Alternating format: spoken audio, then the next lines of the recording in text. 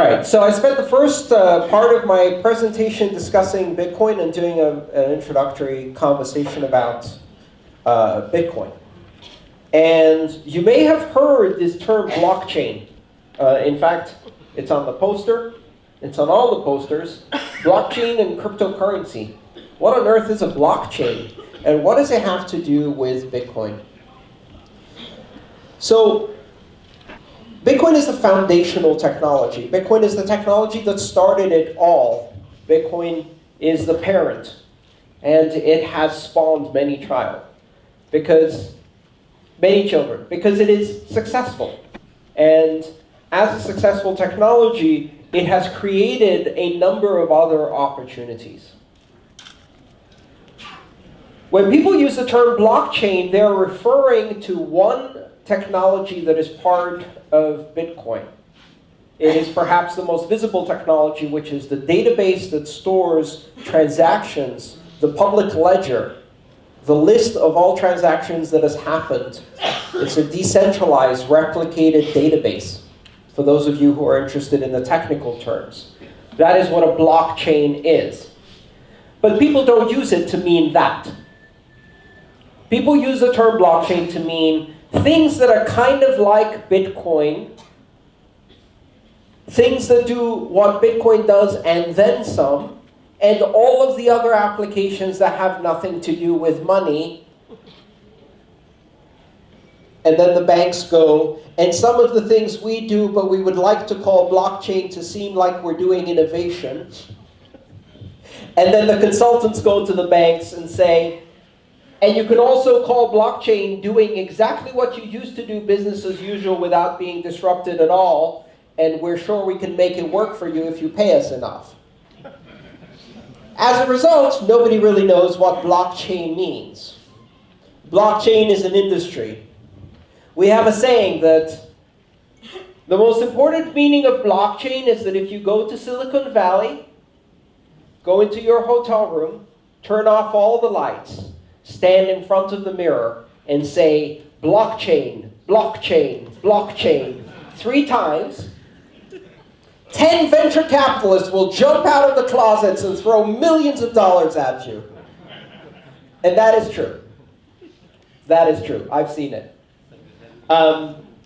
Blockchain in itself is meaningless. Blockchain is what we use to say the technology behind Bitcoin, which is a bit like saying network is the technology behind the internet. And of course, if you're one of the industries that is being massively disrupted by the internet, maybe you want to say, hey, we can do network too. We don't want to do the public, messy, open, not very profitable, freedom-bringing internet, but we can do network all day. As long as it's private, controlled, and profit-making, and we can charge by the minute, we can do network too. And if you think that's fiction, that's exactly what happened on the internet in the 90s. That's what the phone companies tried to do. They tried to create private internet, which was internet without any of the interesting things. It was internet where you needed a license and a registration and an account. Well, now, a lot of companies are trying to do that with the Bitcoin space. So, blockchain means some interesting things, but it also means some not so interesting things, and it also means some things that are just attempts by consultants to confuse enough to make some money on the side. I'm going to focus on the interesting things. So how do you tell what a blockchain is and what a blockchain isn't? What are the things that are interesting about Bitcoin? What are the things that are interesting about the internet? Is the internet interesting because it offers you network? Is Bitcoin interesting because it does payments? To me, the interesting things are certain characteristics. What is Bitcoin? Bitcoin is a system of payments that is open. What does open mean?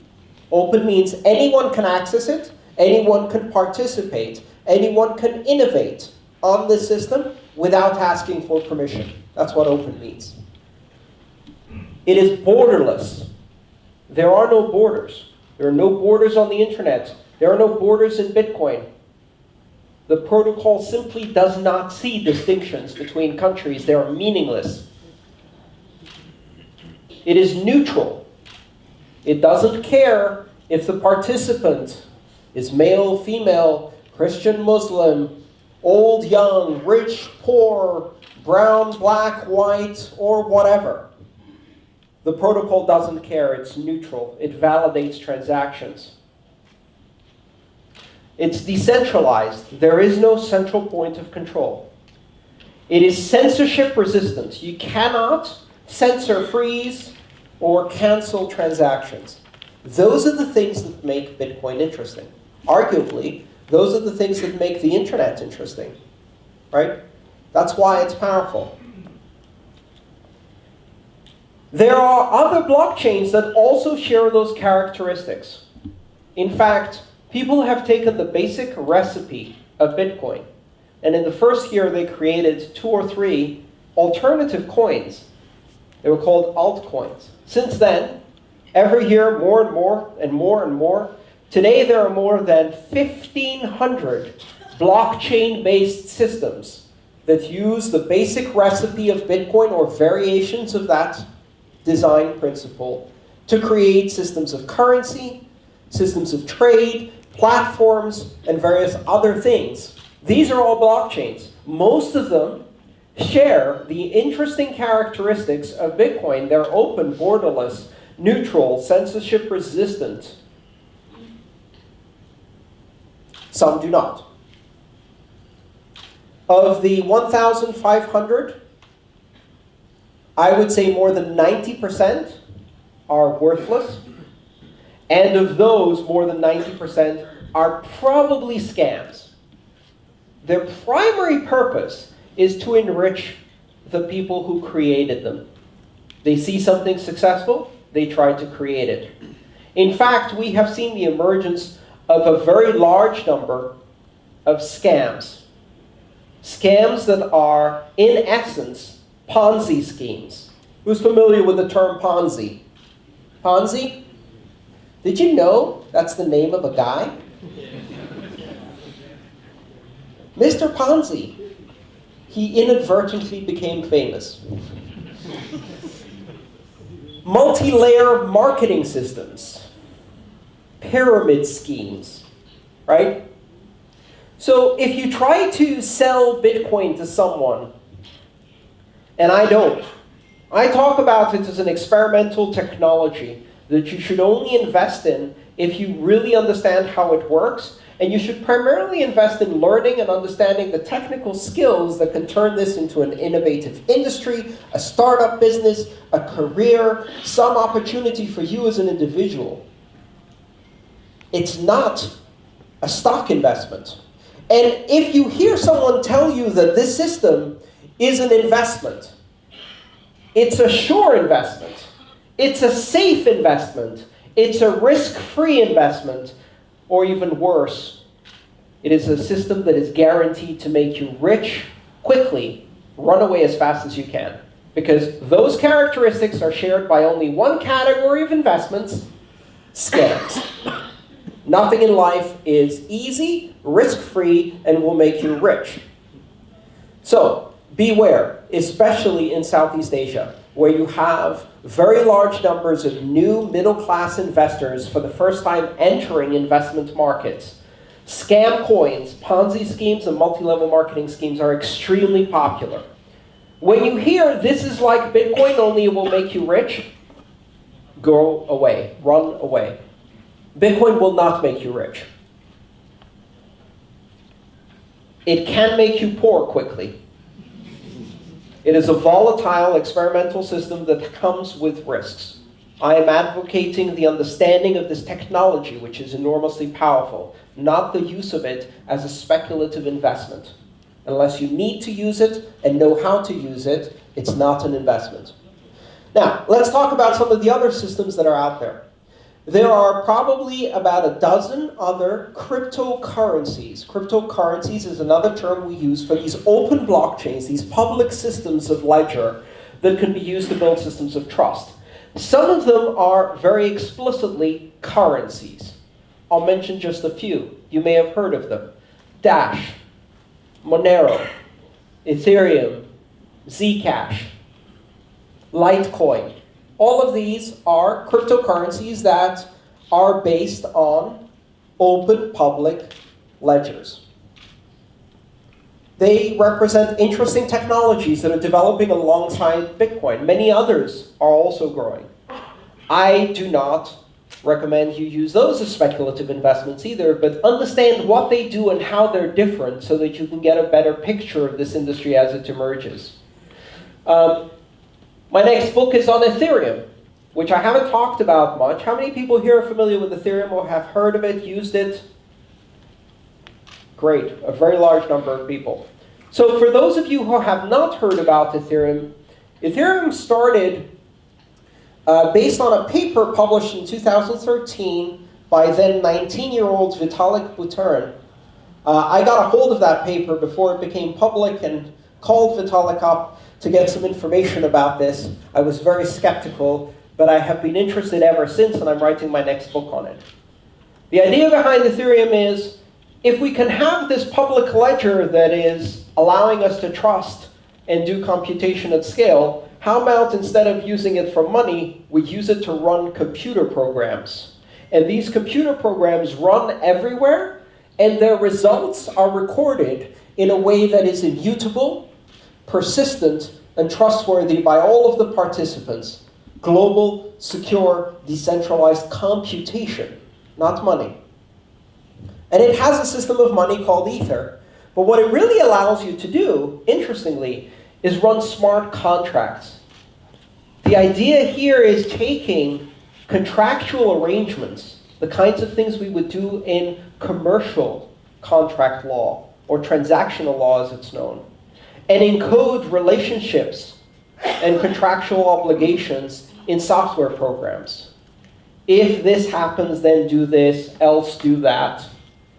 The way you would write a contract in a human spoken language, instead encoding it in software, and then having that program of law execute on a global platform. Not money, but it is part of this system of trust that is based on the same global blockchain phenomenon. So blockchain isn't just money. People have suggested using blockchain for a number of non-financial applications, mostly applications related to trust. One very common application is the registration of assets or ownership of tangible or non-tangible things. For example, and this is a big problem in developing nations and an area where blockchain can have a very large impact, is the registration of title over land and the ownership of assets like homes. So the possibility of using a blockchain is because if you record something on the blockchain, it cannot be modified. It is immutable. Once recorded on a blockchain, the system of trust prevents anyone from reversing that, from overwriting that, from changing the past. So it creates a permanent, immutable record of history. In a real estate transaction, that is really important. That allows you to pass title of a piece of land from person to person independently, while no one being able to falsify that record or steal your land through paper. One of the most common forms of theft of land are with the falsification of paper. You don't have to go into someone's land with guns and take it from them if you can go to the local land registry office, bribe someone to change it into your name, and send the police into their land with guns to take it from them on your behalf. That kind of thing can really be affected by a blockchain. Other things are the registration and access to assets.